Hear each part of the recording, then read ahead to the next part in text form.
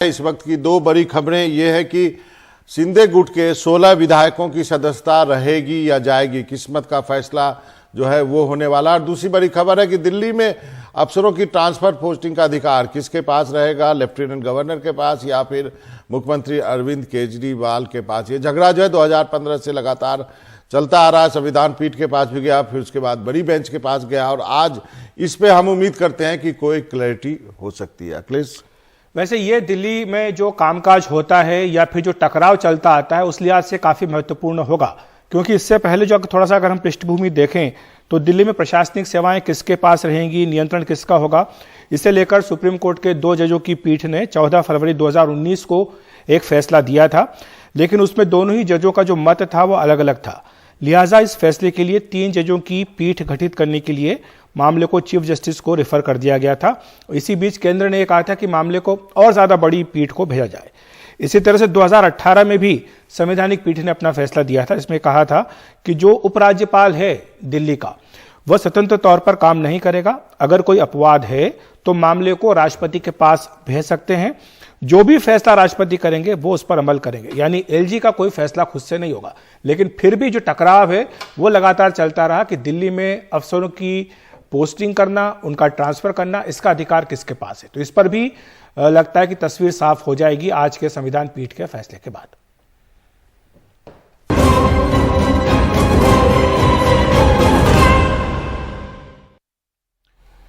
लेकिन उससे भी ज्यादा बड़ा जो जिस पर सबकी नजर है वो है महाराष्ट्र में सत्ता संघर्ष को लेकर जो शिंदे गुट के 16 विधायक फंसे हुए थे, उनकी सदस्यता रहेगी या जाएगी।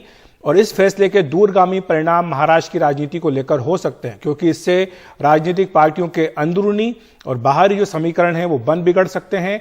नए समीकरण भी महाराष्ट्र में बनते हुए दिखाई देंगे अगर ये फैसला शिंदे गुट के खिलाफ जाता है तो इसमें 16 विधायक सदस्य रहेंगे नहीं रहेंगे।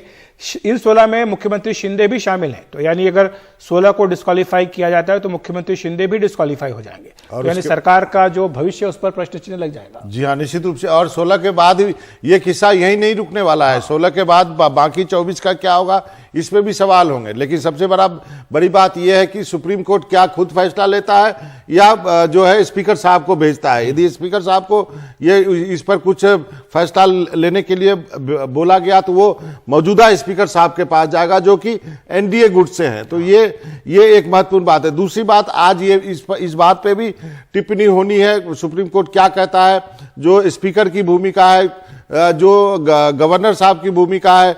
कोई पार्टी यदि टूटती है, यदि किसी पार्टी के कुछ सदस्यों का उनके अध्यक्ष से नहीं बनती है और वो टूट के अलग होते हैं तो क्या स्थिति बनती है, उसका फैसला क्या फ्लोर पे होगा।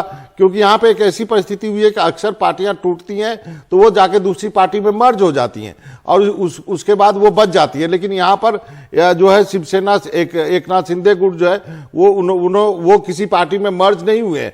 तो इस परिस्थिति में काफी कुछ क्लैरिटी जो है आज आने की उम्मीद है सुप्रीम कोर्ट के इस फैसले के बाद। और कहा जाता है कि जो धड़कनें हैं महाराष्ट्र में सभी गुटों में वो धड़कनें तेज हुई पड़ी। काफी ज्यादा राजनीतिक गतिविधियां भी आज वहां पर देखने को मिल रही हैं। मुख्यमंत्री शिंदे फिलहाल तो मुंबई में ही हैं। हमारे सहयोगी बता रहे थे कि दोपहर में उनका मुंबई से बाहर जाने का कार्यक्रम भी है। जाहिर सी बात है कि उनकी भी नजरें टीवी स्क्रीन पर लगी होंगी देखने के लिए कि सुप्रीम कोर्ट क्या फैसला सुनाती है। हमारे सहयोगी आशीष भार्गव सुप्रीम कोर्ट में मौजूद हैं, उन्होंने जानकारी दी कि इसमें फैसले में अभी थोड़ा वक्त लगेगा आने में। और हिमांशु हमारे सहयोगी भी सुप्रीम कोर्ट के बाहर इस फैसले पर नजर रखने के लिए मौजूद हैं। हिमांशु, अभी क्या आकलन है कितनी देर में फैसला आ सकता है और किस तरह की दलीलें दी गई थी इस बारे में? देखिए, ये फैसला 11:40 के आसपास आएगा, ये जानकारी आशीष भार्गव ने दी है। और निश्चित तौर पर एकनाथ शिंदे ही नहीं, मुझे लगता है कई जो अहम नेता हैं महाराष्ट्र की राजनीति में उनका राजनीतिक करियर दांव पर है, क्योंकि आज सुप्रीम कोर्ट जो फैसला करेगा वो करीब 11 महीने बाद जो सत्ता संघर्ष वहां पर चलता रहा है उसको एक नई दिशा दे सकता है। 20 जून को पहली बार बगावत की थी एकनाथ शिंदे ने, और उसके ठीक अगले दिन जो नोटिसेस जारी किए गए थे, पहले 12 विधायकों को, फिर 16 विधायकों को, और उसके बाद उसको सुप्रीम कोर्ट में चुनौती दी गई क्योंकि उनको सिर्फ 2 दिन का वक्त दिया गया था जवाब देने के लिए। और उस दिन से जो एक न्यायिक प्रक्रिया शुरू हुई है कि जिस परिस्थिति में एकनाथ शिंदे मुख्यमंत्री बने और पहले पार्टी में बगावत हुई, गवर्नर ने किस तरह ट्रस्ट वोट का निर्देश दिया, पूरी प्रक्रिया पर सुप्रीम कोर्ट की नजर है और संविधान पीठ को कई बड़े फैसले आज करने होंगे, न सिर्फ डिफेक्शन को लेकर, मर्जर के सवाल पर, गवर्नर की भूमिका पर, स्पीकर और डिप्टी स्पीकर की क्या भूमिका है, इसमें सुप्रीम कोर्ट के पहले के जो जजमेंट्स हैं उन सब का हवाला देते हुए जो भी पक्ष हैं, एकनाथ शिंदे गुट ने जो उनके खिलाफ जो अयोग्यता का नोटिस था डिप्टी स्पीकर का, उसको चुनौती दी है। एकनाथ शिंदे ने और भी जो फैसले किए गए, जो कानूनी रूप से जो पहल की गई थी उद्धव ठाकरे गुट की तरफ से, और उसको भी यहाँ पर चुनौती दी है। उद्धव ठाकरे ने ये सवाल उठाया है कि क्या उन्हें फिर से बहाल किया जाना चाहिए। बहुत सारे सवाल है, गवर्नर ने भी अपना पक्ष यहाँ पर रखा है और इन सब पर एक बड़ा फैसला सुप्रीम कोर्ट का 11:40 पर आएगा। जी विजय चोरमारे साहब हमारे साथ जुड़े हुए। विजय जी, क्या आपको लगता है कि बीजेपी ने भी कुछ अपना प्लान बी बना के रखा होगा यदि मुख्यमंत्री अयोग्य करार होते हैं? हालांकि टेक्निकली वो इस्तीफा देके दोबारा बन सकते हैं, लेकिन बीजेपी इस परिस्थिति में क्या करना चाहेगी? क्या आपको लगता है बीजेपी इस बार चाहेगी कि उनका अपना मुख्यमंत्री हो? नहीं बाबा, जैसे बताया गया कि ये फैसला सिर्फ शिंदे और ठाकरे गुट के बीच में संघर्ष का नहीं है, इस पे बेंचमार्क फैसला होगा। इसमें दल बदल कानून के बारे में बातें होगी, राज्यपाल की भूमिका के बारे में, स्पीकर की मर्यादा और स्पीकर की पावर के बारे में जो कुछ बेंचमार्क डिसीजन सुप्रीम कोर्ट दे सकता है। वैसे मुझे लगता है भारतीय जनता पार्टी भी अगर फैसला एकनाथ शिंदे के खिलाफ जाता है, 16 जो विधायक है उनको अपात्र करार देता है, तो उसके बाद नए समीकरण बनाने का मौका इसमें भारतीय जनता पार्टी चाहती है, ये उसमें मौका ढूंढते, ये देखना बहुत दिलचस्प रहेगा। क्योंकि देखो आज एकनाथ शिंदे गुट के साथ बीजेपी ने अलायंस करने के बाद बीजेपी की जो सारा ध्यान है महाराष्ट्र के पॉलिटिक्स की वजह, उनके लिए लोकसभा के हिसाब से महाराष्ट्र बहुत बड़ा अहम राज्य है। और आज तक जो सामने चीजें आए उसमें एकनाथ शिंदे गुट के साथ रहते हुए बीजेपी को महाराष्ट्र में 25 जो सीट का नुकसान हो रहा है। तो मुझे लगता है इस सुप्रीम कोर्ट के फैसले को लेकर कोई नया मौका ढूंढने का चांस बीजेपी ले सकते हो, तो उसमें कोई मुझे अचरज नहीं लगेगा। अखिलेश, लेकिन जो राजनीति है जिस तरह की महाराष्ट्र में, आपको लगता है कि इसमें बीजेपी को ये सूट करेगा? क्योंकि अगले साल हम सब जानते हैं कि विधानसभा के चुनाव होने जा रहे हैं। ऐसे में क्या बीजेपी का आकलन होगा कि एकनाथ शिंदे के साथ रहने में उन्हें फायदा है, या फिर अगर अजीत पवार निकल करके आते हैं एनसीपी से तो उसमें उनको ज्यादा फायदा होगा? और जो बीजेपी का भी इमीडिएट गोल होगा वो तो लोकसभा चुनाव है, उनका लक्ष्य ये कि 48 में से ज्यादा सीटें जीत पाए। नहीं, बीजेपी के कहना यह रहेगा कि एकनाथ शिंदे का फैसला बीजेपी नहीं ले रही, वो फैसला सुप्रीम कोर्ट ले रहा है। और एकनाथ शिंदे मुख्यमंत्री पद से जाने के बाद उनका गुट अलग नहीं होगा, मुझे लगता है उनका एकनाथ शिंदे का जो गुट है वो बीजेपी के साथ रहेगा। और कोई नए समीकरण जो पिछले महीने सारी चर्चाएं थी अजीत पवार जी के बारे में, मुझे लगता है उसके बारे में कुछ सोच सकते हैं, बीजेपी आगे जा सकते हैं, क्योंकि उनके लिए लोकसभा इलेक्शन अहम है। और लोकसभा इलेक्शन में एकनाथ शिंदे के साथ बीजेपी के आंकड़े नहीं आते हैं। तो वही तो बात है विजय जी, अगर ये 40 के 40 विधायक अयोग्य घोषित हो जाते हैं तो फिर बीजेपी को इनको साथ रख के फायदा क्या है? क्योंकि ये तो विधायक रहेंगे नहीं। नहीं, मुझे लगता है ये अपात्र होने के बाद भी उनकी ताकत तो है ना अपने कॉन्स्टिट्यूंसी में, उसका फैसला आगे क्या वहां बाई इलेक्शन होगी, ये सब 1 साल से ज्यादा वक्त है, मुझे लगता है कि बाई इलेक्शन हो सकते हैं। और इसके लिए इनको अलग करने के नहीं सोचेगी बीजेपी इनको साथ रखने की ही कोशिश करेंगी। और कोई नया समीकरण बनता है तो नया समीकरण बनाने की कोशिश करेंगी। मुझे लगता है फिर भी क्या सुप्रीम कोर्ट के फैसले के ऊपर सारा निर्भर रहेगा। हम एक 16 विधायकों को अपात्र करने की एक संभावना देखकर ही बात। लेकिन विजय जी अभी ये सरकार का 1 साल पूरा हो जाएगा अगले महीने। आपको क्या लग रहा है कि इस 11 महीने में 12 महीने में अभी तक किस तरह की ट्यूनिंग है आपस में इन दोनों की, बीजेपी की और एकनाथ शिंदे गुट की? क्या स्मूथली काम हो रहा है या आपको लग रहा है कि आपस में खींचतान है? कुछ खुश खींचतान तो दिख रहे। अफसरों के बदले के बारे में बहुत सारी खींचतान की बातें सामने आ रही थी। अफसरों के बदलों में जो खींचतान चल रही थी पिछले हफ्ते, आपको पता है एकनाथ शिंदे 3 दिन जो गायब हो गए थे, अपने गांव गए थे। वो राजकीय सूत्र बताते हैं कि वो कुछ अफसरों के बदले के बारे में उनकी नहीं सुनी थी देवेंद्र फडणवीस ने, इसके लिए खींचतान थी। मुझे लगता है इतना स्मूथली नहीं चल रहा है। और ऐसी भी बातें महाराष्ट्र की राजनीति में चल रहा है कि अब एकनाथ शिंदे गुट का बोझ लगने लगा है बीजेपी को, और वो बोझ हटाने के जो चांस है, मौका भी बीजेपी ढूंढ रही है। ऐसी भी कुछ बातें हो रही है, मगर मुझे लगता है बीजेपी जो अपनी क्रेडिबिलिटी गंवा नहीं सकती। एक गुट को साथ लिया है, उनको ऐसा ही छोड़ नहीं सकती, क्योंकि उसकी दूसरे राज्यों में भी उन्हें उदाहरण देना। आपने सही कहा कि बीजेपी जो है अपना महाराष्ट्र में अपना जो है क्रेडिबिलिटी दांव पे नहीं लगा सकती है। आप बहुत अच्छा आपने समझाया। हमारे साथ 2 प्रवक्ता भी जुड़ गए। आनंद दुबे साहब प्रवक्ता शिवसेना उद्धव गुट, और कृष्णा हेगड़े साहब शिंदे गुट से। दोनों का स्वागत है। आनंद दुबे जी, पहली प्रतिक्रिया क्या? आप पूरे तैयारी के साथ पूरे हंसमुख दिख रहे हैं आप। अखिलेश जी और मनोरंजन जी, दोनों जन को नमस्कार। नमस्कार। देखिए सर, ऐसा है कि उम्मीद पर दुनिया कायम है। हमें पूरी उम्मीद है, पूर्ण विश्वास है कि आज न्याय की जीत होगी, सत्य की विजय होगी।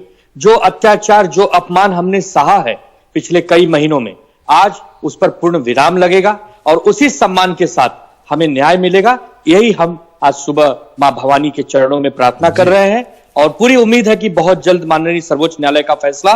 हेगड़े साहब, सबसे पहले तो मैं कहना चाहता हूं कि हम शिंदे गुट नहीं है, हम शिवसेना है जी। और देश में एक ही शिवसेना है, और हमारा सिंबल है बुआ एंड एरो, और हम बाला साहब की आइडियोलॉजी फॉलो करते हैं। जो यूबीटी गुट के जो लोग हैं, जिसको आनंद दुबे जी मेरे मित्र रिप्रेजेंट करते हैं, वो फॉलो नहीं करते। दूसरी बात मैं कहना चाहता हूं कि विजय जी ने कहा कि सामान्य मुख्यमंत्री जी गांव गए 3 दिन के लिए, ये सरासर झूठ है।